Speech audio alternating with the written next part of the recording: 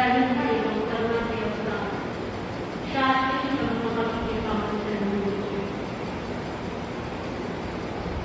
चरण श्रद्धेया परगणनीय मंगलाचरण होकर कार्यक्रमी प्रवृत्ति महाकाव्य शेषवन हमारे पाठ कर परम मुझे को बात करना ये लोग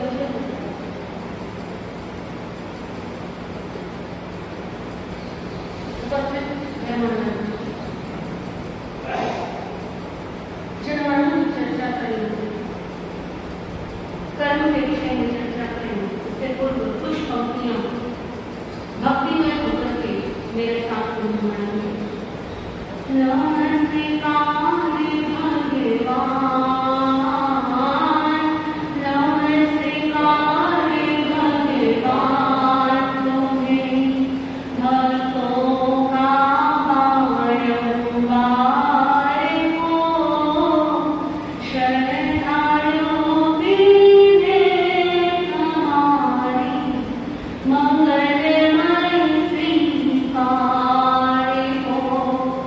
नमस्ते काली भगवान, तुम्हें भक्तों का बारंबार हो शरणार्थियों की हमारी मंगलमय स्वीकार हो। क्या भेंट दे सकते हैं हमारे आराध्य को? श्रद्धा की भेंट सबसे बड़ी है। सभी मिलकर के बोलेंगे श्रद्धालु भेंट हमारी मंगलमय स्वीकार हो। नमस्ते काली भगवान, तुम्हें भक्तों का बारंबार हो शरणार्थियों की हमारी मंगलमय स्वीकार हो। एक भक्त के लिए भगवान हर कण में है, हर क्षण में है। तो क्या कहती है भक्त की दृष्टि? तुम कण कण में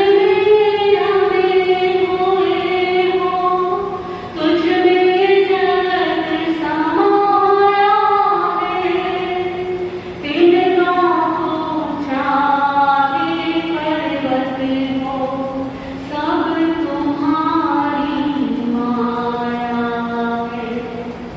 तुम कण कण में होए हो, तुम में जगत समाया है। तिनका चाहे पर्वत हो, सब तुम्हारी माया है। तुम दुनिया के हर प्राणी के, तुम दुनिया के हर प्राणी के प्राणों के आधार हो शरणार्थियों की हमारी मंगलमय स्वीकार हो। नमस्ते काली भगवान, तुम्हें भक्तों का बारंबार हो शरणार्थियों की हमारी मंगलमय स्वीकार हो। शरणार्थियों की हमारी मंगलमय स्वीकार हो।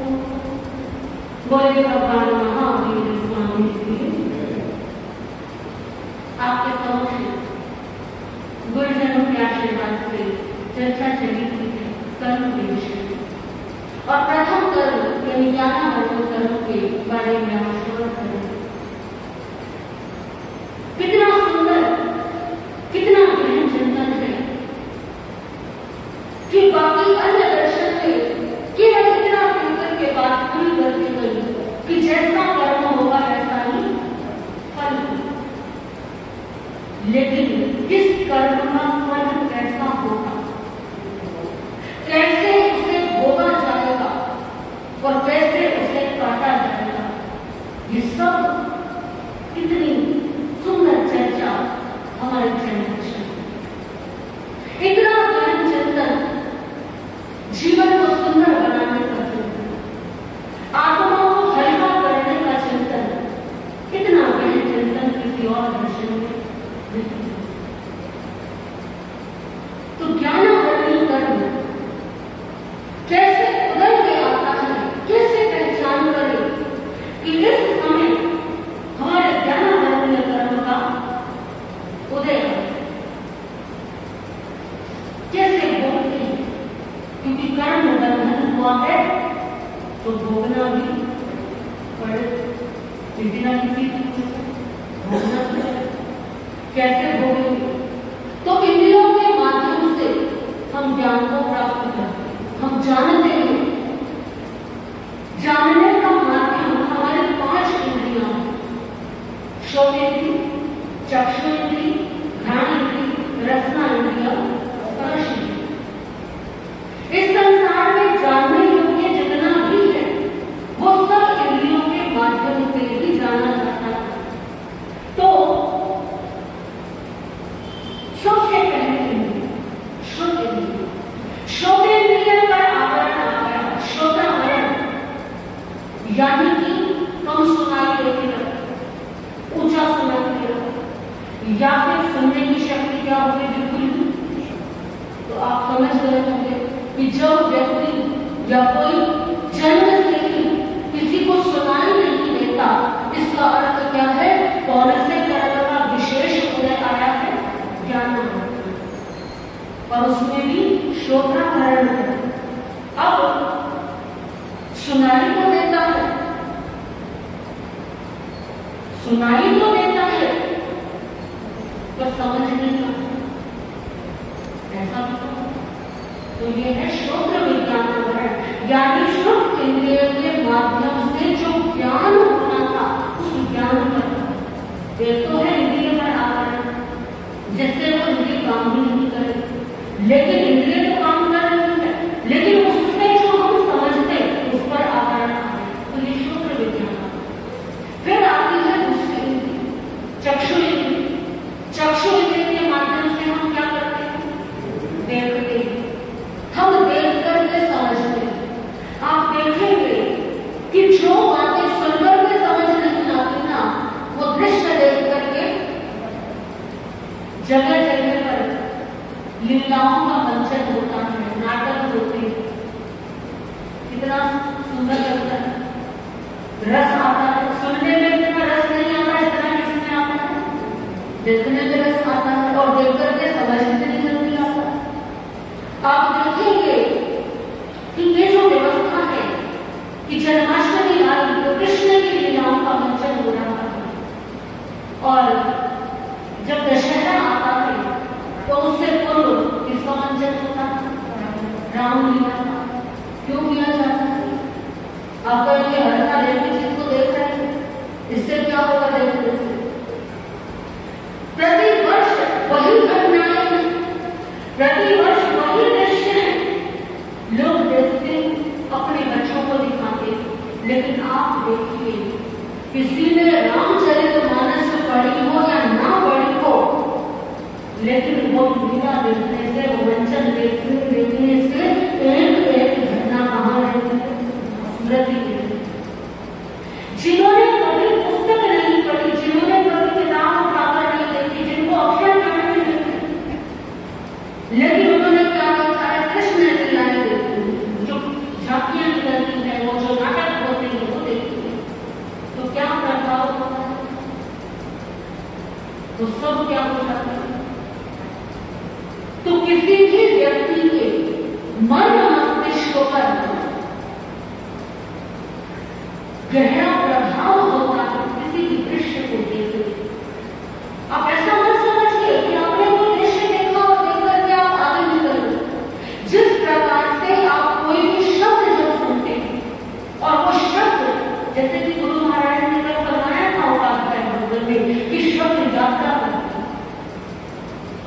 वैज्ञानिक लगे हुए हैं, रिसर्च कर रहे हैं, क्योंकि जैन दर्शन ने तो कह दिया कि शब्द यात्रा करते हैं हमारे भारत में, और कुछ जैन परिवारों के लोग ऐसा कहते हैं ऐसे ही लिखा है, ऐसा नहीं है। वैज्ञानिक उन तरंगों को पकड़ने का प्रयास कर रहे हैं, वैज्ञानिकों की रिसर्च चल रही है कि जो शब्द आपने बोले और आप बोल करके चलेंगे, उनसे जो तरंगें पैदा हो, जो वाइब्रेशन पैदा हो, आप सुनते हैं, कैसे सुनते हैं? यहां से शब्द आए, वातावरण में एक तरंग पैदा हो, वो आपके कानों तक पहुंची, आपके कानों तक टकराई, आपके कान के पर्दे से, और उससे आपने सुना, समझा कि क्या बोल रहा है। अब जो हमारे कान है उनकी एक सीमा है कि इतने डेसिबल से इतने डेसिबल तक की ध्वनि हम सुन सकते हैं, उससे कम और उससे ज्यादा की ध्वनि हमें सुनाई। ये हमारे कानों की सुरक्षा के लिए प्रकृति की व्यवस्था। अब जिन शब्दों को आप नहीं सुन पा रहे, ये जो उच्चारण किया गया, धीरे धीरे वो क्या हो गई, क्षीण हो गई करके, लेकिन वो कभी विलुप्त नहीं होती, वो समाप्त होती। वैज्ञानिक रिसर्च कर रहे हैं, आने वाले समय में ऐसा हो सकता है कि अभी किसी व्यक्ति ने कोई बात बोल करके वो चला गया, आपको लगता है बात क्यों नहीं खत्म हो गई, वो खत्म नहीं। कुछ समय के पश्चात में हो सकता है ऐसा आविष्कार हो, ऐसे उपकरण आ जाए कि किसी व्यक्ति ने जो बात पहले बोली हो उसको रिकॉर्ड किया जा सके, उसको पकड़ा जा सके, और ऐसा हो सकता है। तो जो हम सुनते हैं, जो हम देखते हैं, ऐसा नहीं कि बस देखा सुना और समाप्त हो गए। हमारे अवचेतन मन पर उसका इतना गहरा प्रभाव होता है, आपकी कल्पना से आपने जो शब्द सुना, उसका प्रभाव आपके अवचेतन मन पर, आप भूल गए, लेकिन आपका अवचेतन मन उसको नहीं भूलेगा। जितने भी हम स्वप्न देखते हैं, जितने भी हम घटनाएं देखते हैं, कभी कभी ऐसा लगता है ना कि हमने कभी देखा, वो आपने नहीं देखा, वो आपके अवचेतन मन ने देखा। जो अवचेतन मन में है, कोई भी भय है, कोई भी बात है, कोई भी दृश्य है, वो स्टोर हो गया है, जैसे आपके फोन में स्टोर हो जाता है ना सब कुछ। अगर आपको याद नहीं रहा, इसका मतलब ये नहीं है कि आपके फोन में वो ऐसा नहीं।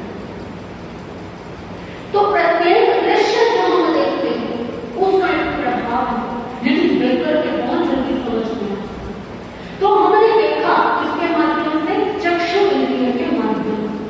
अब किसी के ज्ञान वर्णन करना अगर आया तो हो सकता है उसकी दृष्टि क्या कमजोर हो जाए, दृष्टि कमजोर हो जाती है।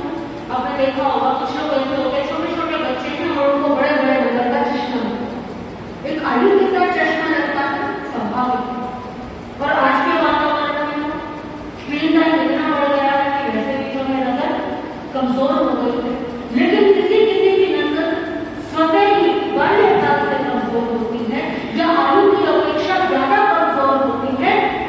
दूर के अक्षर दिखाई नहीं दिए, पास के दृश्य दिखाई नहीं दिए, और मोतिया हो गया है ना, नेत्र संबंधी रोग हो गए, तो जिससे दृष्टि क्या हो गई, बाधित हो गई। तो ये कौन सा, किस तरह की कौन सा तरह उदय में आया, चक्षु पर आवरण आ गया, चक्षु आवरण। अब दृश्य तो देख लिया, लेकिन कोई कोई दृश्य देखकर भी क्या नहीं होता, समझ नहीं। घटना घटित हो रही, हम देख रहे थे, रंग दिखाई दे रहे थे, लेकिन समझ कई बार किसी को जो है दृश्य देखता है, एक व्यक्ति को रंग दिख रहा है, किसी को दूसरे को कुछ और दिखाई देता। कुछ लोगों को गलत करने से रंग दिखाई देते, रंगों की पहचान नहीं होती। जो चक्षु इंद्रिय के माध्यम से जो ज्ञान हो रहा है, उस पर जब आवरण आ गया तो ये भी किसका फल है, चक्षु विज्ञानावरण कि हमारे जो नेत्र के माध्यम से हम देख रहे थे उस पर क्या हो गया, उस ज्ञान पर आ गया। ऐसे ही ध्यान रखिए, कुछ लोगों को दुर्गंध ही नहीं आती, कुछ लोगों को सुगंध का नहीं पता, और ऐसे भी लोग देखे होंगे आपने, मैंने तो देखे जिनको सुगंध भी क्या लगती है, दुर्गंध लगती है, और जिनको दुर्गंध क्या लगती है, होते हैं ना कुछ लोग जिनको जो दुर्गंध वाली वस्तुएं हैं वही क्या लगती है, बड़ी अच्छी लगती है। तो किसी को ध्यान रखिए, किसी की कमजोर यानी पहचान नहीं हो रही कि सुगंध आ रही है, दुर्गंध आ रही है, और ध्यान रखिए उससे होने वाला ज्ञान जो है उस पर आवरण। फिर आता है रसना इंद्रिय। रसना इंद्रिय के माध्यम से हम रस को ग्रहण करते हैं, तीखा है, कड़वा है, कसैला है, खट्टा है, मीठा है। अब जब रस की पहचान नहीं होती तो ये रसना इंद्रिय पर क्या आवरण है। लेकिन अब टेस्ट कर लिया, ऐसे नहीं है कि रस की पहचान नहीं, लेकिन अब ये पहचान नहीं हो रही है कि कौन सा रस है, या टेस्ट करने की कल्पना पता नहीं लगता है, तो वो रसना इंद्रिय से होने वाले ज्ञान पर आवरण। फिर स्पर्श इंद्रिय। स्पर्श इंद्रिय के माध्यम से स्पर्श इंद्रिय पर आवरण आना। कुछ लोगों को गर्मी भी नहीं लगती, कुछ लोगों को ठंड नहीं लगती, कुछ लोगों को पता ही नहीं लगता। आप कहेंगे ऐसा कैसे होता है महाराष्ट्र, ऐसा तो हो ही नहीं सकता कि ठंडी हवा चले और किसी को पता ना लगे। ऐसा कैसे हो सकता है कि किसी को भार भी महसूस ना हो। हमारे बड़ा सुंदर एक उदाहरण आता है, आपने सुना है नाम कालिया बसाई, काल सॉकेट बसाई। कहते हैं आपने वो कथा तो सुनी ही है कि उसका नियम था कि प्रतिदिन क्या करना है, 500 भैंसों की हिंसा, और उसने अपने उस नियम को पूरा पालन भी किया। अनेकों वर्णन आते हैं कालिया बसाई और उसके पुत्र सुरस का वर्णन आता है। तो कालिया बसाई का पुत्र क्या, उससे बिल्कुल विपरीत। कालिया बसाई यदि जीवों की हिंसा बंद करते एक दिन के लिए भी, तो राजा शेषी के नरक के बंधन क्या हो जाए, टूट जाए। ये सब आपने सुना होगा। अब कालिया बसाई के जब जीवन का अंतिम समय आया तो क्या हुआ, कालिया बसाई को शरीर में असह्य वेदना हुई,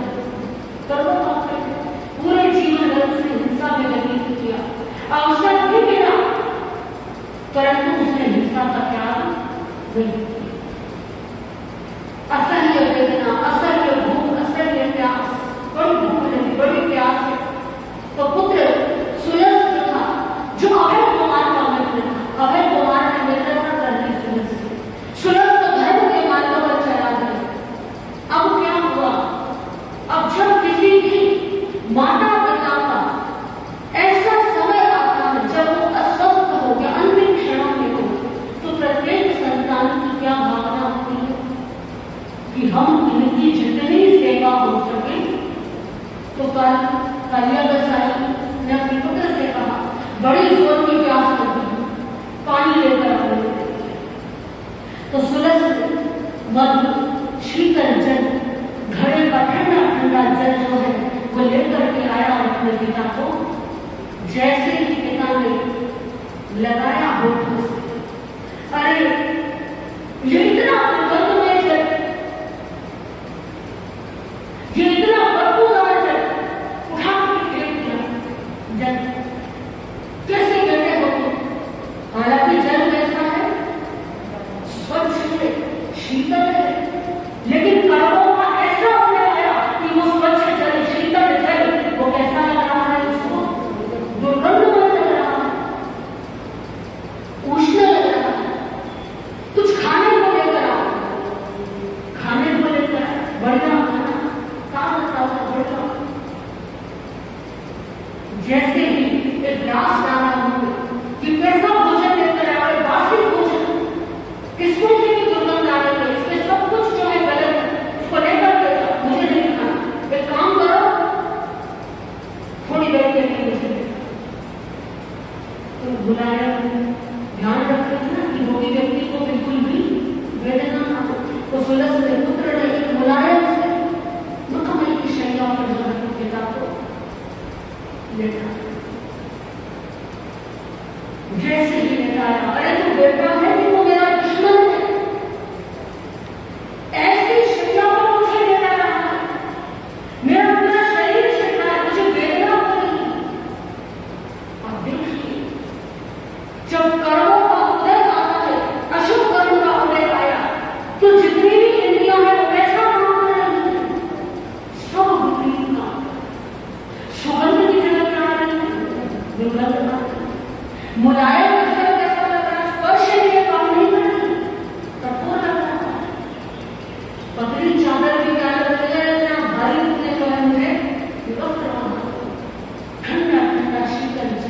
मधुर भोजन कैसा लग रहा है, ऐसे कर्मों का उदय।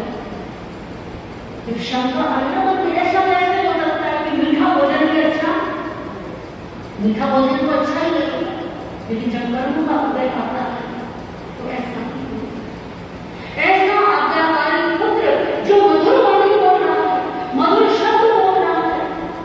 हरिया प्रसाद कहता है तेरे जैसा पुत्र मैंने देखा नहीं, तो मेरी दृष्टि से दूर हो गया। जब अशुभ कर्म का उदय आया तो जो मधुर भाषा बोलने वाला पुत्र था वो भी क्या लगा, बड़ा परेशान हो गया। सेवा करूं तो कैसे करूं, मैं तो अपनी तरफ से अच्छा ही कर रहा हूं, तो कार्य प्रसाद कैसे करूंगा। तो ऐसे जो है ज्ञानावरणीय कर्म का उदय जब आता है तो जो इंद्रियां होती है वो इंद्रियां ठीक से काम नहीं करती। इंद्रियों द्वारा जो ज्ञान होता है, जो पहचान होती है, वो क्या हो जाती है, या तो समाप्त हो जाती है या विपरीत हो जाती है। कार्य